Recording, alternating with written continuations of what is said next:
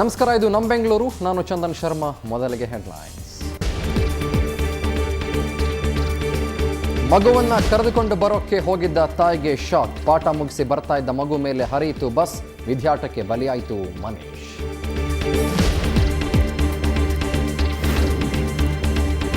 ಹದಿನೈದು ದಿನ ಆದರೂ ಕೂಡ ಕಿರಾತಕನ ಸುಳುವೇ ಇಲ್ಲ. ಸಿಸಿಟಿವಿ ದೃಶ್ಯದಿಂದ ಕೂಡ ಉಪಯೋಗವಾಗ್ತಿಲ್ಲ. ಮಾಹಿತಿ ಇಲ್ಲದೆ ಹೆಣಗಾಡ್ತಾ ಇದ್ದಾರೆ ಪೊಲೀಸರು.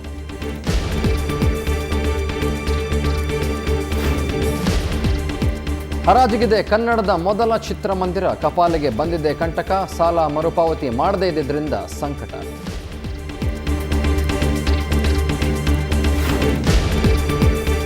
ಈ ಬಾರಿ 10 ದಿನಗಳ ಪುಸ್ತಕ ಜಾತ್ರೆ ನಡೆಯೋಲ್ಲ. ಪುಸ್ತಕ ಪ್ರಿಯರಿಗೆ ದೇಶದ ಪುಸ್ತಕಗಳನ್ನು ನೋಡೋ ಭಾಗ್ಯ ಇಲ್ಲವೇ ಇಲ್ಲ. ಪುಸ್ತಕೋತ್ಸವಕ್ಕೆ ಸರ್ಕಾರದಿಂದಾನೇ ಅನುಮತಿ ಇಲ್ಲ.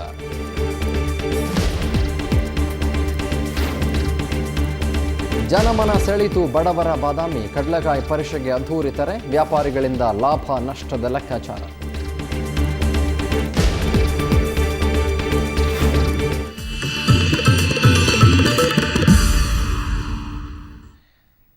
ಆ ತಾಯಿ ಎಂದಿನಂತೆ ಮಗುವನ್ನು ಶಾಲೆಯಿಂದ ಮನೆಗೆ ಕರೆದುಕೊಂಡು ಬರೋಕೆ ಅಂತ ಹೋಗ್ತಾ ಇತ್ತು. ಆದರೆ ಅಲ್ಲಿ ಆಟ ಆಡ್ತಿರ್ಬೇಕಾದಂಥ ಮಗು ರಕ್ತದ ಮಡುವಲ್ಲಿ ಒದ್ದಾಡ್ತಾ ಇತ್ತು. ಅಷ್ಟಕ್ಕೂ ಅಲ್ಲಿ ಆಗಿದ್ದೇನು ಗೊತ್ತಾ? ಈ ಸ್ಟೋರಿ ನೋಡಿ.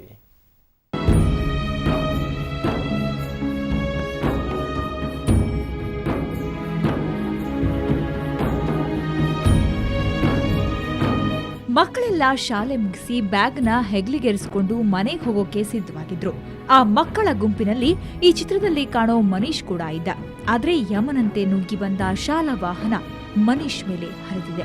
ಸ್ಕೂಲ್ ಬಿಟ್ಟಿದ್ದು 2:30ಗೆ. ಸೊ ಅವ್ರ ತಾಯಿ ಹೋಗೋದು ಸ್ವಲ್ಪ ಲೇಟ್ ಆಗಿದೆ. ಹುಡುಗರೇನೋ ಆಟ ಆಡ್ಕೊಂಡಿದ್ದಾರೆ. ಗಾಡಿ ಅವ್ರದ್ದು ಸ್ಕೂಲ್ ಗಾಡಿನೇ ಆಚೆ ಬರೋಕ್ಕೆ ಬಂದಿದೆ. ಸೊ ಆ ಮಗುಗೆ ಹೊಡೆದಿದೆ front and back. So immediate ಅವ್ರು ಅಡ್ಮಿಟ್ ಮಾಡಿದ್ದಾರೆ ಸ್ಕೂಲವರು. ಆನ್ ದಿ ವೇ ಏನೋ ದಿಟ್ಟಾಗಿದೆ ಅಂತ ಈಗ ಹೇಳ್ತಾ ಇದ್ದಾರೆ. ಸುಧಾಮನಗರದ ಮಹೇಶ್ ಹಾಗೂ ಅಮ್ಮು ಎಂಬುವರ 2ನೇ ಮಗನಾಗಿದ್ದ ಮನೀಶ್ ಶಾಂತಿನಗರದ ಔಟ್ರೀಚ್ನಲ್ಲಿ 1ನೇ ತರಗತಿಯಲ್ಲಿ ಓದ್ತಾ ಇದ್ದ. ಎಂದಿನಂತೆ ಈತನನ್ನ ಮನೆಗೆ ಕರೆದೊಯ್ಯೋಕೆ ಬಂದಿದ್ದ ತಾಯಿಗೆ ಇಂದು ಶಾಕ್ ಆದಿತ್ತು. ಸ್ಕೂಲ್ ರೆಸ್ಪಾನ್ಸಿಬಿಲಿಟಿ, ಸ್ಕೂಲಲ್ಲಿ ಸೇಫ್ಟಿ ಇಲ್ಲಾಂದರೆ ಮಕ್ಕಳಿಗೆ ನೆಲ್ಲಿ ಸೇಫ್ಟಿ ಇರುತ್ತೆ. ಗ್ರೌಂಡ್ ಒಳಗಡೆ ಸ್ಕೂಲ್ ವ್ಯಾನ್ ಆಗಿರೋದು, ಹೊರಗಡೆ ಆಗಿದ್ರೆ ಓಕೆ, ಸ್ಕೂಲ್ ವ್ಯಾನ್ ಆಗಿರೋದು ಅದೇ ತುಂಬ ನೋವಾಗ್ತಾ ಇದೆ. ಘಟನೆ ನಡೀತಿದ್ದಂತೆ ತೀವ್ರ ಗಾಯಗೊಂಡ ಮನೀಶ್ನನ್ನ ಸ್ಥಳೀಯ ಆಸ್ಪತ್ರೆಗೆ ಕರೆದೊಯ್ಯಲಾಯಿತಾದ್ರೂ ಯಾವುದೇ ಪ್ರಯೋಜನ ಆಗಲಿಲ್ಲ. ಬೆಂಗಳೂರಿನಿಂದ ಕ್ಯಾಮರಾಮನ್ ಲಕ್ಷ್ಮಣ್ ಜೊತೆ ನಾಗೇಂದ್ರ ಬಾಬು, ಸುವರ್ಣ ನ್ಯೂಸ್. ಎಟಿಎಂ ಅಲ್ಲಿ ಮಹಿಳೆ ಮೇಲೆ ಹಲ್ಲೆಯಾಗಿ ಸುಮಾರು ದಿನ ಆಗಿದೆ. ಆರೋಪಿ ಬೆನ್ನಟ್ಟಿರುವಂಥ ಖಾಕಿ ಪಡೆ ಸೋತು ಸುಣ್ಣವಾಗಿದೆ.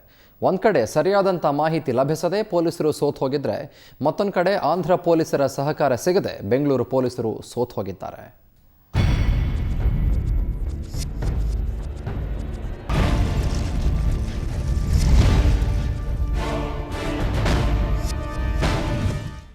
ಕಾರ್ಪೊರೇಷನ್ ಎಟಿಎಂನಲ್ಲಿ ಜ್ಯೋತಿ ಉದಯ್ ಮೇಲೆ ಹಲ್ಲೆ ನಡೆದು ಬರೋಬ್ಬರಿ 15 ದಿನಗಳೇ ಕಳೆದು ಹೋದವು. ಆದರೂ ಆರೋಪಿಯ ಸುಳಿವು ಸಿಕ್ಕಿಲ್ಲ.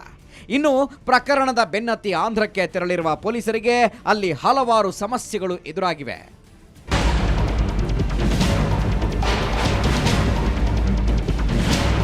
ಎಟಿಎಂನಲ್ಲಿ ಹಲ್ಲೆ ನಡೆಸಿದ್ದ ಸಿಸಿಟಿವಿ ದೃಶ್ಯಾವಳಿ ನೋಡಿದ ಜನರಿಂದ ಭಾರೀ ಮಾಹಿತಿಗಳು ಹರಿದು ಬರ್ತಾ ಇವೆ.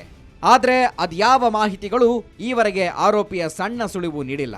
ಆದರೆ ಮಾಹಿತಿಗಳ ಪ್ರಕಾರ ಆಂಧ್ರದಲ್ಲಿ ಆರೋಪಿ ತಲೆಮರೆಸಿಕೊಂಡಿರುವುದೇನೋ ಸ್ಪಷ್ಟವಾಗಿದೆ.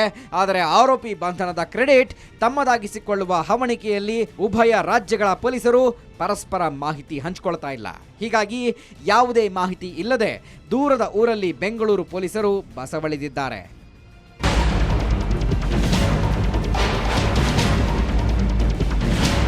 ಇನ್ನು ಸಿಸಿಟಿವಿ ದೃಶ್ಯಾವಳಿಗಳಲ್ಲಿ ಕಾಣುವ ವ್ಯಕ್ತಿಯನ್ನೇ ಹೋಲುವ ವ್ಯಕ್ತಿಯೊಬ್ಬನನ್ನ ಕದ್ರಿಯಲ್ಲಿ ಪೊಲೀಸರು ಇಂದು ವಶಕ್ಕೆ ಪಡೆದಿದ್ರು.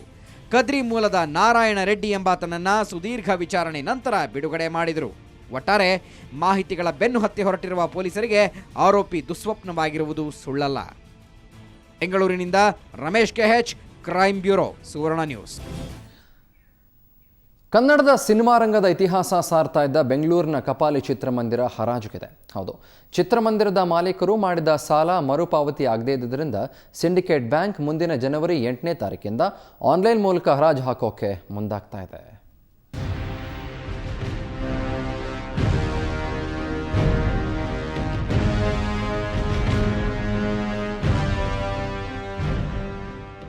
ಕನ್ನಡ ಚಿತ್ರರಂಗದ ಮಟ್ಟಿಗೆ ಗಾಂಧಿನಗರ ಅಂದ ಕೂಡಲೇ ಕಪಾಲಿ ಚಿತ್ರಮಂದಿರ ನೆನಪಾಗುತ್ತೆ. ಭಾರತದ ಪ್ರಥಮ ಚಿತ್ರಮಂದಿರ, ಏಷ್ಯಾದ ಅತಿ ದೊಡ್ಡ ಚಿತ್ರಮಂದಿರ ಎಂಬ ಹೆಗ್ಗಳಿಕೆಗೆ ಪಾತ್ರವಾಗಿದ್ದ ಕಪಾಲಿ ಥಿಯೇಟರ್ ಈಗ ಹರಾಜಿಗಿದೆ. ಚಿತ್ರಮಂದಿರದ ಮಾಲೀಕ ಸಾಲ ತೀರಿಸದ ಹಿನ್ನೆಲೆಯಲ್ಲಿ ಸಿಂಡಿಕೇಟ್ ಬ್ಯಾಂಕ್ ಚಿತ್ರಮಂದಿರದ ಹರಾಜಿಗೆ ಮುಂದಾಗಿದೆ.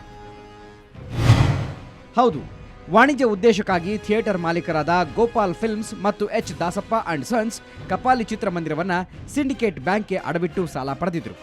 ಈ ಸಾಲ ಅಸಲು ಬಡ್ಡಿ ಸೇರಿ 26.5 ಕೋಟಿಯಾಗಿದೆ. ಇದಕ್ಕೆ ಸಂಬಂಧಪಟ್ಟಂತೆ ಈಗಾಗಲೇ ಕೋರ್ಟ್ ಸಾಕಷ್ಟು ಬಾರಿ ನೋಟಿಸ್ ನೀಡಿದ್ರೂ ಸಾಲ ಮರುಪಾವತಿಯಾಗದ ಹಿನ್ನೆಲೆಯಲ್ಲಿ ಸಿಂಡಿಕೇಟ್ ಬ್ಯಾಂಕ್ ಆನ್ಲೈನ್ನ ಮೂಲಕ ಚಿತ್ರಮಂದಿರದ ಜೊತೆಗೆ ವಾಣಿಜ್ಯ ಮಳಿಗೆಯನ್ನು ಹರಾಜು ಮಾಡಲು ಮುಂದಾಗಿದೆ. ಜನವರಿ 8ರಿಂದ ಹರಾಜು ನಡೆಯುವ ಸಾಧ್ಯತೆ ಇದೆ. ಮುಂಬೈ ಮೂಲದ ಚಿತ್ರ ಪ್ರದರ್ಶಕರೊಬ್ಬರು 150 ಕೋಟಿ ರೂಪಾಯಿಗೆ ಬಿಡ್ ಮಾಡಿದ್ದಾರೆ ಎನ್ನಲಾಗಿದೆ. ಇನ್ನು ಹರಾಜಿಗೂ ಮುನ್ನ ಬ್ಯಾಂಕಿಗೆ ಕೊಂಚ ಹಣ ಪಾವತಿ ಮಾಡಿದರೆ ಹರಾಜು ಪ್ರಕ್ರಿಯೆಯನ್ನ ನಿಲ್ಲಿಸಬಹುದು ಅನ್ನೋದು ಚಿತ್ರ ಪ್ರದರ್ಶಕರ ಸಂಘದ ಅಧ್ಯಕ್ಷ ಕೆವಿ ಚಂದ್ರಶೇಖರ್ರ ಸಲಹೆ ಮತ್ತು ನಿರೀಕ್ಷೆಯಾಗಿದೆ. ಕಪಾಲಿ ಚಿತ್ರಮಂದಿರಕ್ಕೇನೆ ಸಾಲ ಮಾಡಿ ಸಾಲ ಕಟ್ಟದಲ್ಲೇ ಏನು ಆಕ್ಷನ್ ಆಗ್ತಾ ಇಲ್ಲ. ಬಹುಶಃ ಬೇರೆ ಬಿಸ್ನೆಸ್ಸಿಗೆ ಹೊಂದಾಣಿಕೆ ಆಗಿ ಬಹುಶಃ ಆಗಿದೆ ಅಂತ ನನಗನ್ನಿಸ್ತಾ ಇದೆ. ಆ ಮಟ್ಟಿಗೆ ಆಕ್ಷನ್ ಆಗೋ ಲೆವೆಲ್ಗೆ ಮಾಡೋ ಲೆವೆಲ್ಗೆ ಮಾಲೀಕರು ನೆಗ್ಲಿಜಿಯನ್ಸಿ ತೋರಿಸೋದಿಲ್ಲ. ಬಹುಶಃ ಪೇಮೆಂಟ್ ಮಾಡ್ತಾರೆ ಅನ್ನೋ ಒಂದು ಕಾನ್ಫಿಡೆನ್ಸ್ ಇದೆ. ಕನ್ನಡ ಚಿತ್ರರಂಗದ ಇತಿಹಾಸ ಸಾರುವ ಕಪಾಲಿ ಚಿತ್ರಮಂದಿರ ಹರಾಜಾಗುವ ಮುನ್ನ ಚಿತ್ರಮಂದಿರವನ್ನ ಉಳಿಸಿಕೊಳ್ಳುವ ಪ್ರಯತ್ನ ಸಫಲವಾದರೆ ಅಷ್ಟೇ ಸಾಕು. ಬೆಂಗಳೂರಿನಿಂದ ಕ್ಯಾಮರಾಮನ್ ಪ್ರತಾಪ್ ಜೊತೆ ಮಸೂದ್ ದೊಡ್ಡಬಾಗಿಲು, ಸುವರ್ಣ ನ್ಯೂಸ್. ಇನ್ನು ಗಾಂಜಾ ಮಾರ್ತಾ ಇದ್ದವರ ಬಗ್ಗೆ ಪೊಲೀಸರಿಗೆ ದೂರು ಕೊಟ್ಟಿದ್ದಕ್ಕೆ ದೂರುದಾರ ಮೇಲೇನೆ ಹಲ್ಲೆ ಮಾಡಿರುವಂಥ ಘಟನೆ ಬೆಂಗಳೂರಿನ ಟ್ಯಾಂಡ್ರಿ ರಸ್ತೆ ಬಳಿ ನಡೆದಿದೆ. ಸುಮಾರು 3 ವರ್ಷಗಳಿಂದ ಮುಸ್ಲಿಂ ಕಾಲೋನಿಯ ಕೆಲ ಹುಡುಗರು ಟ್ಯಾಂಡ್ರಿ ರೋಡ್ನ ಮೈದಾನದ ಬಳಿ ಕಾಲೇಜು ವಿದ್ಯಾರ್ಥಿಗಳಿಗೆ ಗಾಂಜಾ ಮಾರ್ತಾ ಇದ್ರು. ಇದನ್ನು ಪ್ರಶ್ನೆ ಮಾಡಿದವರ ಮೇಲೆ ಹಲ್ಲೆ ಕೂಡ ಮಾಡಿದರು. ಈ ಬಗ್ಗೆ ಪೊಲೀಸರು ಅದೆಷ್ಟು ಬಾರಿ ದೂರನ್ನು ದಾಖಲು ಮಾಡಿಕೊಂಡಿದ್ರು ಕೂಡ ಪ್ರಯೋಜನ ಆಗೇ ಇರಲಿಲ್ಲ. ಆದರೆ ನಿನ್ನೆ ಸಂಜೆ 7 ಗಂಟೆ ಸುಮಾರಿಗೆ ಪೊಲೀಸರು ಸ್ಥಳಕ್ಕಾಗಮಿಸಿದ ಹಿನ್ನೆಲೆಯಲ್ಲಿ ಆಕ್ರೋಶಗೊಂಡ ಆರೋಪಿಗಳು ರಾತ್ರಿ 9:45 ವೇಳೆಗೆ ಮಚ್ಚು ಲಾಂಗುಗಳಿಂದ ದೂರುದಾರರ ಮೇಲೆ ಹಲ್ಲೆ ಮಾಡಿದ್ದಾರೆ. ಅಷ್ಟೇ ಅಲ್ಲ, ಅಲ್ಲೇ ಇದ್ದಂಥ ಆಟೋವನ್ನು ಕೂಡ ಧ್ವಂಸಗೊಳಿಸಿ ಎಸ್ಕೇಪ್ ಆಗಿದ್ದಾರೆ. ಸದ್ಯ ಡಿಜೆಹಳ್ಳಿ ಪೊಲೀಸ್ ಠಾಣೆಯಲ್ಲಿ ಪ್ರಕರಣ ದಾಖಲಾಗಿದ್ದು ಆರೋಪಿಗಳಿಗಾಗಿ ಹುಡುಕಾಟ ನಡೆಸಲಾಗ್ತಾ ಇದೆ.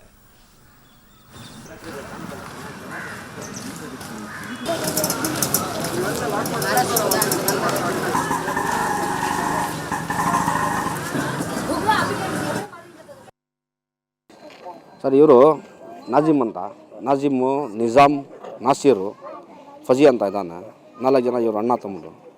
ಏನು ಮಾಡ್ತಾರೆ, ಚಿಕ್ಕ ಚಿಕ್ಕ ಹುಡುಗರು ಇಟ್ಕೊಂಡು ಗಾಂಜಾ ಮಾಡ್ತಾರೆ. ಈ ಕಡೆ ನಾನು ಪೊಲೀಸವ್ರಿಗೆ ಹೇಳಿದೆ, ಸರ್ ಈ ಥರ ಕಷ್ಟ ಇದೆ, ಏನೋ ಹೋಗಿ ಹೇಳಿ ಸರ್ ಅಂದರೆ ಪೊಲೀಸವ್ರು ಹೋಗಿ ನುಗ್ಗಿದ್ದಾರೆ. ಅವರು ಇವರೆಲ್ಲ ಓಡ್ಬಿಟ್ಟು ಬಂದುಬಿಟ್ಟು ನನಗೆ ಗುರಾಯಿಸ್ತಾರೆ.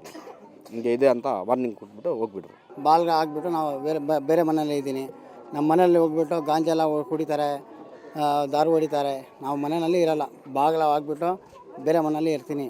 ನಮ್ಮ ಮನೇಲಿ 4 ದಿವಸ ಮುಂಚೆ ಕಳ್ತನ ಮಾಡಿದ್ದಾರೆ. ಯಾರಂತ ಗೊತ್ತಿಲ್ಲ. 4-5 ಜನ ಇದ್ದಾರೆ. ಡೈಲಿ ರಾತ್ರಿ ಬರ್ತಾರೆ, 3 ಗಂಟೆಗೆ ಬರ್ತಾರೆ, ಕಷ್ಟ ಕೊಡ್ತಾರೆ ನಮಗೆ. ನಾವು ಮನೆಯಲ್ಲಿ ಇರೋಲ್ಲ. ಯಾವುದೇ ಸರ್ಕಾರಿ ಯೋಜನೆಗಳ ಫಲಾನುಭವಿ ಆಗಬೇಕು ಅಂತಂದರೆ ಆಧಾರ್ ಕಾರ್ಡ್ ಕಡ್ಡಾಯ ಅಲ್ವೇ ಇಲ್ಲ. ಸುಪ್ರೀಂ ಕೋರ್ಟ್ ಹೀಗಂತ ಆದೇಶವನ್ನು ಕೂಡ ಕೊಟ್ಟಿದೆ. ಇಷ್ಟಾದರೂ ಕೂಡ ಪೆಟ್ರೋಲಿಯಂ ಸಚಿವಾಲಯ ಮಾತ್ರ ಆಧಾರ್ ಕಾರ್ಡ್ ಇದ್ದರೆ ಮಾತ್ರ ಸಬ್ಸಿಡಿ ಗ್ಯಾಸ್ ಅಂತ ತಾಕೀತು ಮಾಡ್ತಾ ಇದೆ. ಸಿಲಿಂಡರ್ ಏಜೆನ್ಸಿಗಳಿಗೆ ಆಧಾರ ಸಲ್ಲಿಸೋಕೆ ಫೆಬ್ರವರಿ 28ರಂದು ಕೊನೆಯ ದಿನವಾಗಿದೆ.